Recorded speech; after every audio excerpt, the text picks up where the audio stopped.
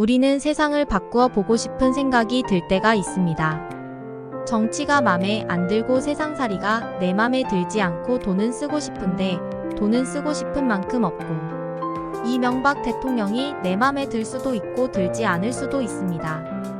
그 사람 정치 성향이 나와 다를 수 있고 인생관이 나하고 다를 수도 있고, 차라리 같은 것이 거의 없다고 보는 것이 옳을지도 모릅니다. 내가 그 사람을 싫어할 수도 있고 그 사람이 나를 싫어할 수도 있습니다. 이것은 자유입니다. 그러나 대통령이란 직책은 존중하시기 바랍니다. 대통령은 이 나라 행정부 수반입니다. 우리나라를 대표해서 일을 수행하는 직급입니다. 단지 그 자리에 내가 싫어하고 내 성향이 아닌 사람이 있다 하더라도 그 직급은 존중하시기 바랍니다. 그 사람이 직급에 맞지 않았을 때 그 사람을 탄핵하는 것이지 그 직급을 탄핵하는 것은 아닙니다.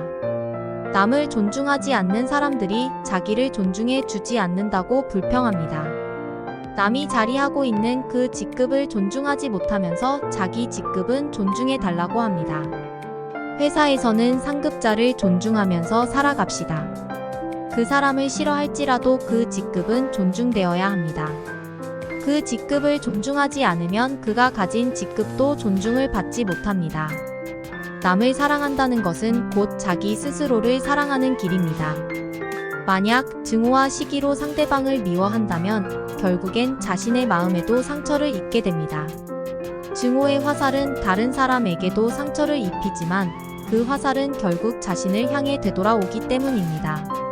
자신이 완벽한 사람이 아니라면, 자신도 누구에게나 잘못을 저지르며 살아가고 있다는 사실을 안다면 우리는 타인에 대해 조금 더 너그러워져야 합니다.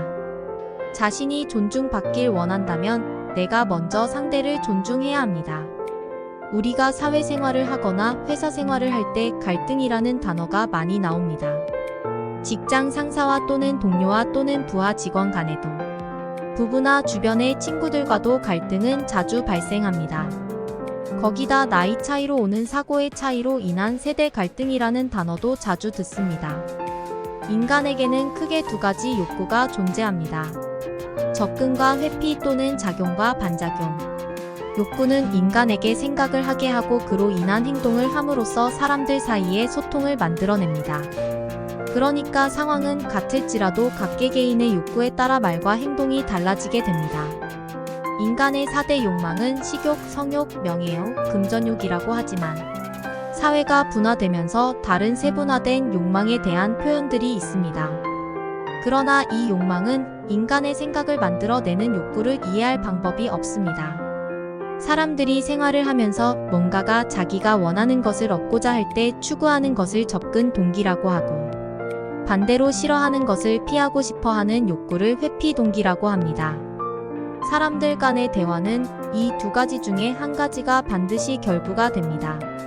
접근 동기란 이번 달에 매출을 10억 달성하면 보너스를 100% 지급한다고 하는 경우이고, 회피 동기란 이번 달에 매출을 10억 달성하지 못하면 보너스 100% 지급 안 한다고 하는 표현의 경우입니다.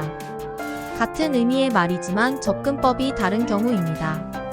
두 가지 방법이 사람들마다 호불호가 갈리는데, 칭찬의 힘을 믿는 사람들은 접근 동기를 선호하고, 위기감이 긴장을 조성해서 성과를 낸다고 믿는 사람들은 회피 동기를 선호합니다.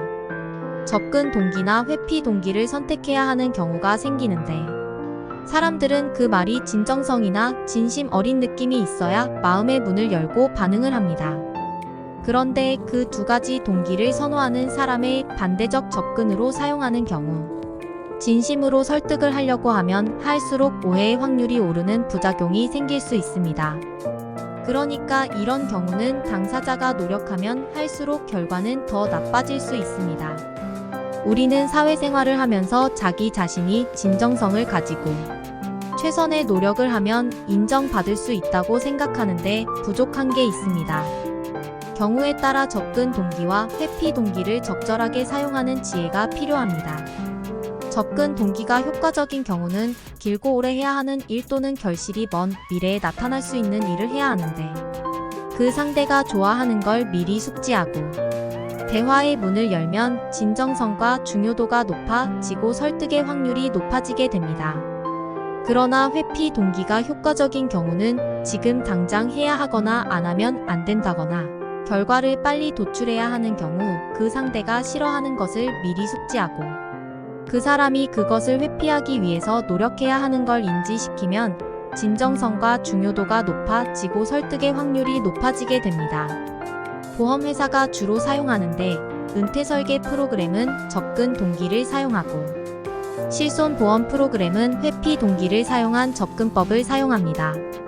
세상을 존중하라니까 상대에게 주눅이 들라고 오해할 수 있는데 그럴 필요는 없습니다.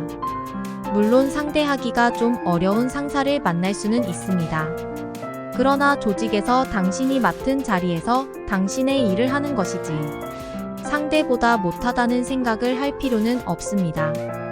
사회 조직을 인체로 보면 사장은 머리에 해당하고 부장은 가슴에 해당하고 당신은 손에 해당하고 당신의 부하는 발에 해당한다고 봅시다. 그 신체마다 그 기능이 다 다릅니다. 가슴이 손을 이해하고 그 기능을 다 활용하거나 사용할 수 없습니다. 그와 같이 당신의 부하라고 하더라도 당신의 기능과 당신의 부하의 기능은 다릅니다. 조직이란 건 각자가 맡은 자리에서 제 역할을 함으로 돌아가는데 머리가 덜 떨어지면 손이 발의 역할을 하라고 요구할 것이고 그러면 손이 고생을 합니다. 그러면 그 조직은 등신의 몸을 가진 거라 오래가지 못합니다.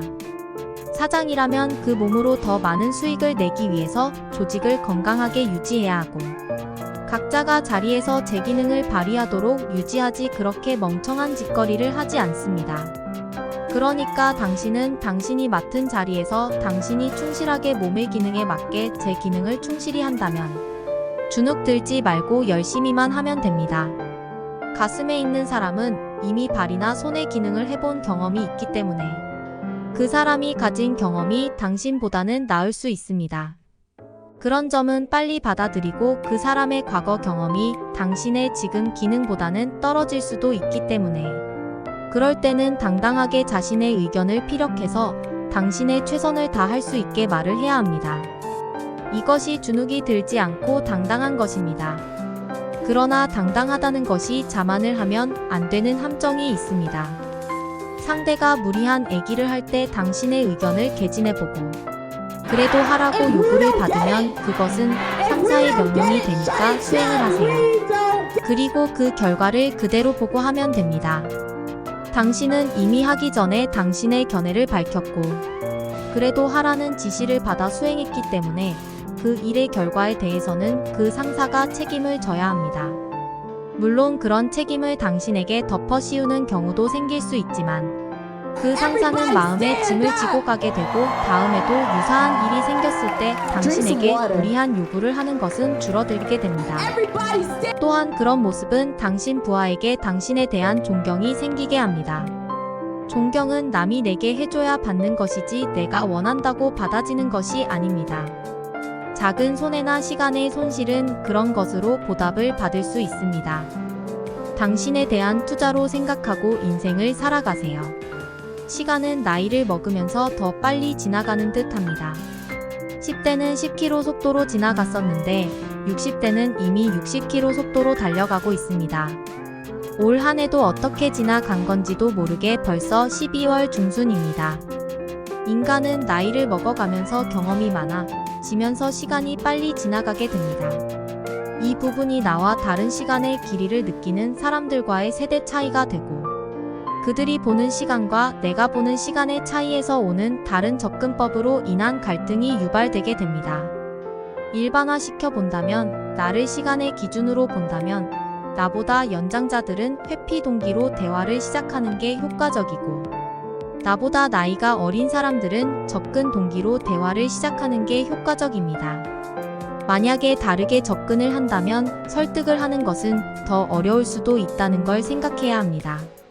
언제부터인가 나는 마음속에 자를 하나 넣고 다녔습니다. 돌을 만나면 돌을 재고 나무를 만나면 나무를 재고 사람을 만나면 사람을 재었습니다.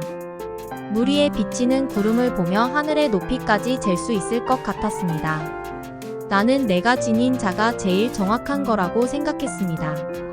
내가 잰 것이 넘거나 처지는 것을 보면 마음에 못마땅하게 여겼습니다. 그렇게 인생을 확실하게 살아야 한다고 몇 번이나 속으로 다짐했습니다. 가끔 나를 재는 사람을 볼 때마다 무관심한 채 하려고 애썼습니다. 간혹 귀에 거슬리는 얘기를 듣게 되면 틀림없이 눈금이 잘못된 자일 거라고 내뱉었습니다. 그러면서도 한 번도 내 자로 나를 잰 적이 없음을 깨닫고 스스로 부끄러워졌습니다. 아직도 녹슨 자를 하나 갖고 있지만 아무것도 재지 않기로 마음먹고 있습니다. 내가 나를 돌아보아야 할 때인가 봅니다. 나이가 들면서 그 드는 나이만큼 깊어지는 것들이 있다. 군데군데 자리 잡아가는 주름 사이로 옹송그린 세월을 더덥다고 하지 않는 것은 세월이 흐르면서 더욱 아름다워지는 것들이 있기 때문이다. 주름이 늘어간다는 것은 마음으로 볼 수 있는 것들이 늘어간다는 것이다. 다른 사람의 속도에 신경 쓰는 일보다 자신이 가진 능력에 맞는 알맞은 속도를 헤아릴 줄 알게 된다. 평면적으로 보지 않고 둥글둥글 전체를 보게 되고 지식보다는 지혜로운 말씀을 따르게 된다. 날카롭던 것들은 유연하게, 상처는 치유의 흔적으로. 내게 없는 것, 내게서 떠나는 것에 집착하지 않고 내게 있는 것, 내게로 오는 것에 감사하는 법을 알게 되는 것이 바로 나무의 나이테 같이 세월 앞에 넉넉해지는 나이 덕분이다. 모두 살아오면서 저마다의 연륜이 몸에 배고 인생의 빛과 어둠이 녹아든 양만큼 적절한 빛깔과 향기를 띠는 것이다. 그리고 어느 나이에 이르기 전에는 이해할 수 없는, 감히 도달할 수 없는 사유의 깊이가 있는 것이다.